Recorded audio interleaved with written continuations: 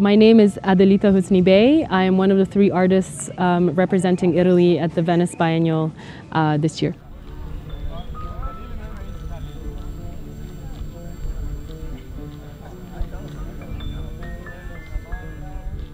The work I produced for the Italian pavilion responded to the theme of magic, which we were given last year to start working on the project. And my intent was to sort of bring the theme of magic back into my work. I often work with pedagogical methodologies and education, so the way I decided to approach the topic was to produce a set of tarot cards and to think about tarot as a pedagogical moment where you sit in front of somebody that you don't necessarily know and you talk to them about something that's very intimate.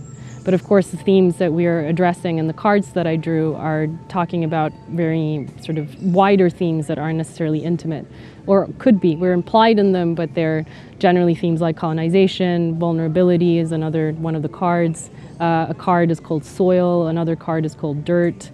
So the themes that I try to bring up are themes that have to do with the sort of understandings of the ways in which we treat the earth as a material in some ways. The figures that have inspired me throughout my sort of working practice have been people like Paulo Freire from the Theater of the Oppressed. He wrote Pedagogy of the Oppressed, and then Augusto Boal was actually the one to pick up and produce a whole set of theater exercises around the Pedagogy of the Oppressed, called the Theater of the Oppressed. And then, the Theater of the Oppressed is actually something that's very important for this project because we have a sort of parts of the film, parts of what you see on screen are actually exercises taken from the Theater of the Oppressed that we sort of try to loop back into the themes of the project. So relationship to the earth, relationship to extractivism, and to the fact that we are essentially implied in extracting material from the earth. And other figures such as Bell Hooks, who's an American theorist and scholar and teacher, were also very, very influential. And in general, anarcho-collectivist education is something I'm very interested in, so something that's non-authoritarian and that treats learning and knowledge production in a way that we're not very accustomed to.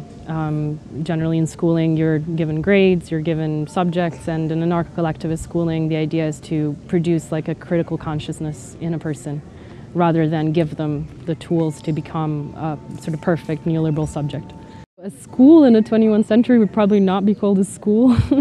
And I don't even know if it needs to be the 21st century. I think schooling should have been, and many schools have existed in the past that have had this kind of imprinting and type of education that is, tries to essentially break down the teacher-student relationship and tries to produce people, essentially, or subjectivities that don't necessarily respond very well to a neoliberal milieu and that are combative about their rights and the rights of their peers. So to me, a school would teach you that, essentially.